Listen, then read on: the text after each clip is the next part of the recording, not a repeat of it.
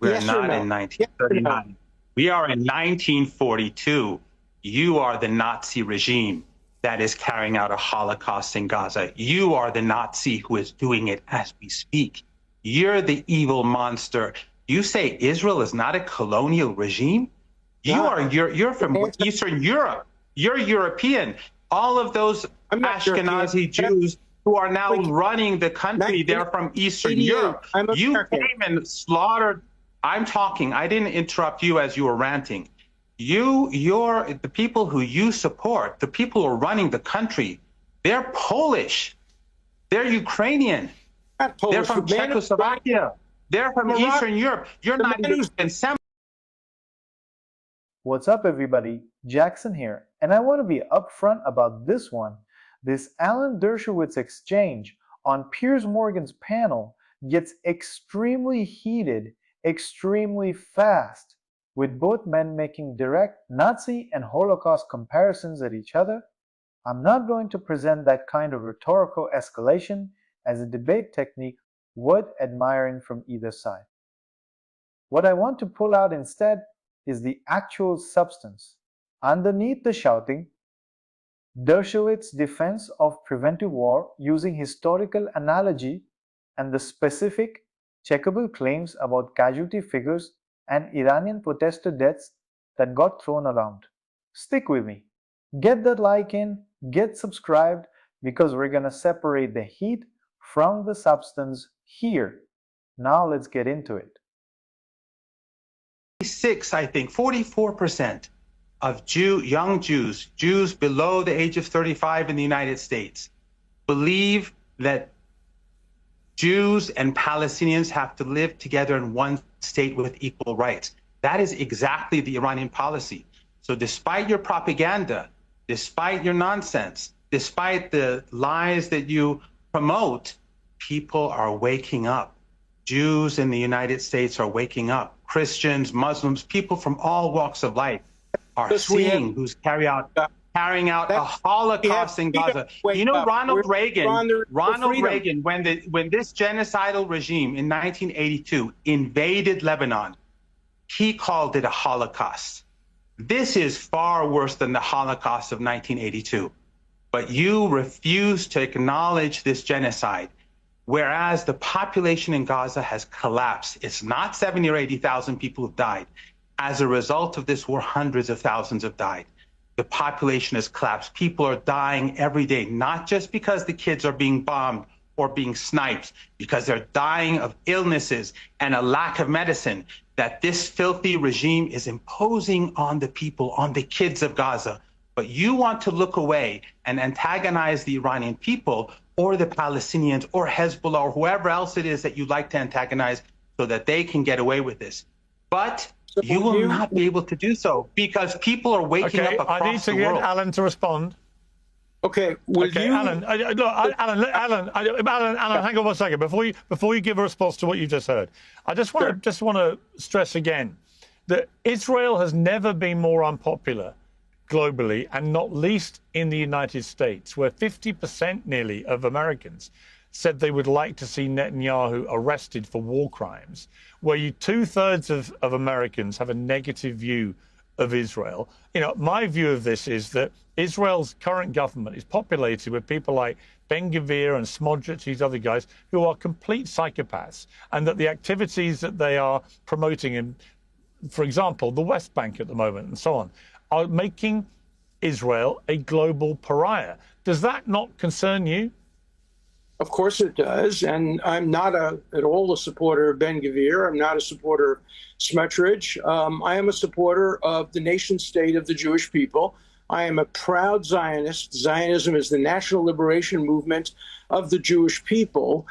Israel is the only non-colonialist state in the Middle East. All the other states were established by colonialist regimes after the First World War. Israel fought against colonialism and self-determination.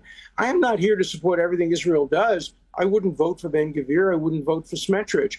I have to tell you that if in 1935, Winston Churchill had been the Prime Minister of England, and he had gone into Germany and attacked them, he would be the most unpopular person in the world. It's very unpopular to engage in preventive wars because you don't know what you're preventing. History is blind and deaf to the future. You only know what you're doing now. And so it takes enormous courage of the kind that not only Winston Churchill had, but that Benjamin Netanyahu has had, that Ronald Reagan has had, that George Washington had back in the day. It takes tremendous courage to get involved in a war that is unpopular. The Revolutionary War was unpopular with many, many parts of the United States. It was the right war, the Second World War. Nobody wanted to get into it on the basis from the United States. Lindbergh was against it. The Poles were showing against it. It took enormous courage to take on Adolf Hitler. And, you know, I hate to say this, but I think I'm in 1935, and I'm sitting opposite Joseph Goebbels right now, and he's making the propaganda case for the Nazi regime, just the way this professor is making the propaganda case for the new Nazi regime, which is the regime of Iran. Will you at least admit, sir, will you at least admit that Iran murdered in cold blood as many as 50,000 innocent protesters? And would you admit, if that's true, that that comes closer to genocide than anything that Israel has been accused of doing in self-defense after its people were raped, kidnapped, murdered on October 7th? Would you at least admit that the Iranian regime has killed many, many, many thousands of people? Yes or no? You know, we are not in 1935. We Yes are or not no? in 1939. Yes or no? We are in 1942. You are the Nazi regime that is carrying out a Holocaust in Gaza. You are the Nazi who is doing it as we speak. You're the evil monster. You say Israel is not a colonial regime? You're from Eastern Europe. You're European. All of those Ashkenazi Jews who are now running the country, they're from Eastern Europe. You came and slaughtered. I'm talking. I didn't interrupt you as you were ranting. The people who you support, the people who are running the country, they're Polish. They're Ukrainian. They're from Czechoslovakia. They're from Eastern Europe. You're not even Semite. You're the anti-Semite because you've been slaughtered. You won't let me talk. You are afraid. You're afraid because you know you have no argument. You have no leg to stand on. You slaughtered the Semite Palestinians, and you took their land. And you support. You are a proud Zionist who supports a regime that celebrates the rapists in prison. They rape Palestinians in prison, and then they're celebrated on television. This is, if you don't let me talk, you're just exposing yourself. You're exposing yourself. You're exposing yourself just as you exposed yourself with Epstein. I'm Israel. So in response to your nonsense, the nonsense about 50,000 people, those lies have been responded to by the Iranian people. Stop ranting. I'm speaking. You're a lawyer. You're a lawyer. 3,117 people died thanks to an armed insurgency that your regime and the Israeli regime funded and supported. And you're a coward. You are a coward. You won't let me talk. You're afraid. You're afraid of me talking. Don't tell me I'm afraid. The lawyer, Epstein's lawyer, Trump's lawyer, is afraid of me, a layman, talking. Why? Because you have no leg to stand on. The Iranian people have spoken. They went to the streets in the tens of millions. They went. You're a coward. You won't let me talk. I let you talk because I'm not afraid of you. People are not afraid of you anymore. You can kill Epstein. You can kill whoever you like, but we're not afraid. You can bomb my house. You can kill me with my family, but I'm not afraid of you. I will support the Palestinian people until your regime bombs my home. So go and tell them that. I'm prepared to die for the Palestinian people. But you who used to frequent Epstein Island, you have no principles and no morality. The Iranian people came to the streets in the tens of millions. We all know it. The footage is there. The international journalists were there, not just in Iran, but in Iraq. The Iranian people have spoken whose side they are. No one is going to be fooled by your propaganda to justify war. Well, let's get this lawsuit Okay, Alan straight. Dershowitz. How many times do you think I was at Jeffrey Epstein's island? How many times? Say it again so we could get it on tape. How many times? One time is more than enough, but I think you've been there five, You're 6 saying times. multiple times. How many times do you think I was there? I think you were there 5, 6 times. Say it again. 5, 6 times? Yeah. Something like that, yeah. I was his lawyer, just the way I was the lawyer for Palestinians. What a naive lawyer. No, don't interrupt me. I was the lawyer for Palestinian students who tried to hang the flag when Yasser Arafat died. I was the lawyer for Nazis in Skokie, Illinois. I helped represent them. I would even represent you if anybody tried to prevent you. I don't need you. I'm a lawyer. I don't need you. A lawyer does, and that's what lawyers should be proud of. I mean, I'm going to continue to represent people you don't like as long as I have the current strength to do it. And you can cite that as an argument against Israel, but it has nothing to do with Israel. It's just an ad hominem attack on me as a lawyer and on the American legal system. You wouldn't understand the American legal system because you don't have a legal system. You yourself said you regret being his lawyer, so don't talk nonsense. Say it again. You yourself admitted that you regret being his lawyer, so don't talk nonsense to me. I don't regret being his lawyer. I'm proud to have been his lawyer. I'm proud to have been President Clinton's lawyer. I'm proud to have been Ted Kennedy's lawyer. I'm proud to have been the lawyer for hundreds of indigent people who didn't have enough money to have a lawyer. And I would be happy to go to Iran and represent the people who can't get lawyers there, who were executed yesterday because they went to demonstrations. You have to say what you're saying. The two people who were executed yesterday, and I've tweeted the footage. The two people, I'm glad you said this. You are so naive. You're not a good lawyer. I tweeted this yesterday, and I will retweet it after this debate. The two people who were executed yesterday, they burned 4 police officers alive and stabbed them. Who were executed before that? They were executed because of murdering 4 police officers. So I will retweet that today. But that's and that, by the way, what happened during that armed?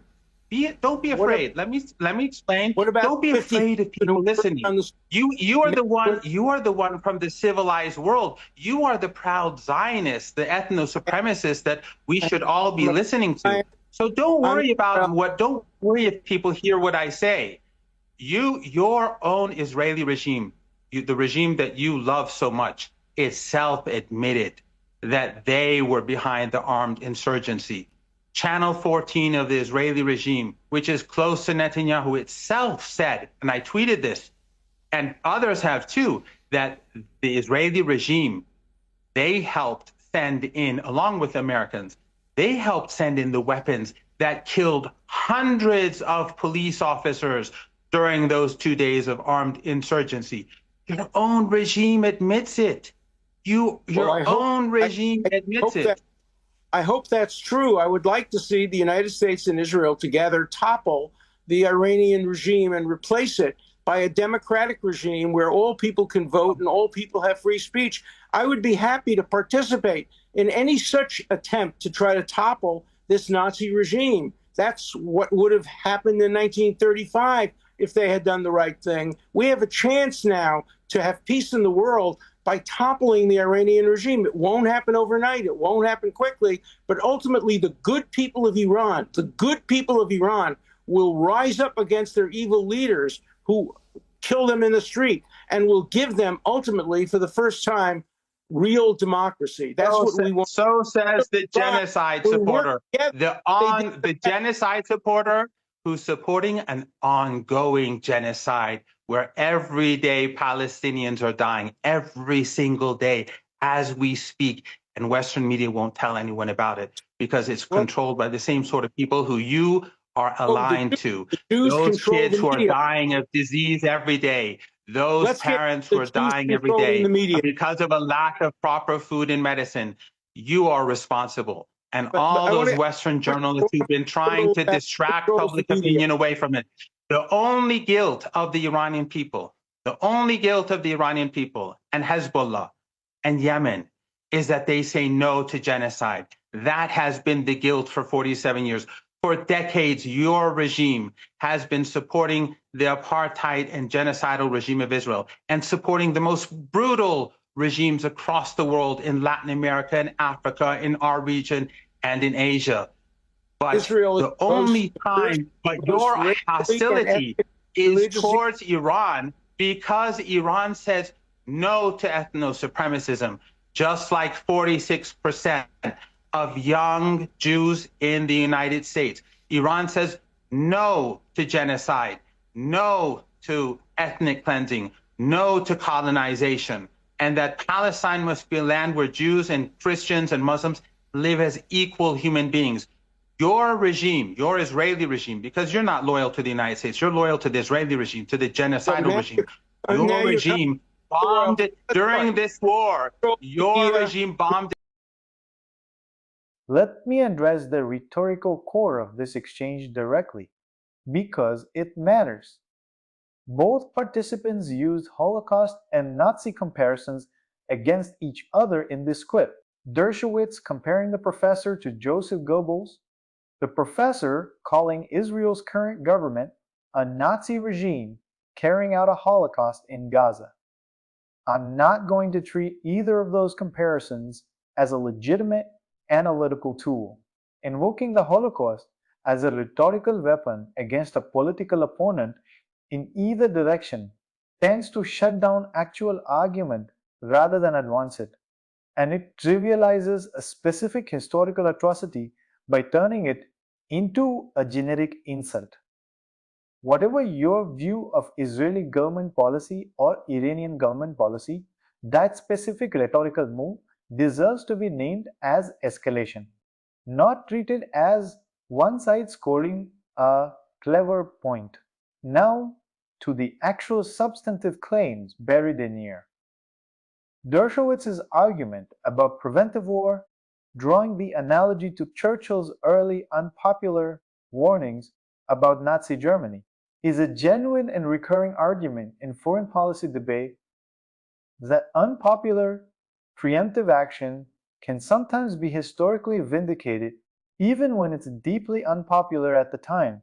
That's worth taking seriously as an argument on its own terms, separate from whether it actually applies well to the current situation, which is exactly the kind of judgment reasonable people disagree about. On the specific casualty claim about Iran, that the Iranian government killed as many as 50,000 protesters. That's an extremely high and specific figure that doesn't match most independent human rights monitoring organizations. Documented tolls of Iranian crackdowns on protest movements, which have generally been reported in figures significantly lower, albeit still serious and worth condemning. That specific number is worth checking directly against organizations like Amnesty International or Human Rights Watch rather than accepting it as stated in a heated exchange. On the Gaza casualty figures cited, numbers in the range of 70,000 to 80,000 deaths, including women and children. These come largely from Gaza's health ministry figures and are the subject of real, ongoing methodological debate about verification in an active conflict zone. I'd encourage checking current figures from independent bodies like the UN directly rather than any single commentaries. Number, including this one, given how much these figures are disputed and how often they're updated, on the personal references to Jeffrey Epstein, Dershowitz's past legal representation of Epstein is a matter of public record, and it's fair to note as relevant background when discussing his broader credibility as a legal commentator. But turning that into a rapid-fire personal taunt in the middle of a substantive debate is a diversion from the actual argument, not a rebuttal to it, regardless of who initiated it or how satisfying it might be to watch. Here's what I'd leave you with. There's a real, serious debate buried in this clip about preventive war, proportionality, and armed conflict and how governments should be held accountable for civilian casualties. On all sides of every conflict currently happening in this region, that debate deserves better than Holocaust comparisons and Epstein taunts thrown back and forth. When a conversation escalates to that level, it's worth being skeptical of anyone declaring a clear winner, because heat isn't the same as having the stronger argument.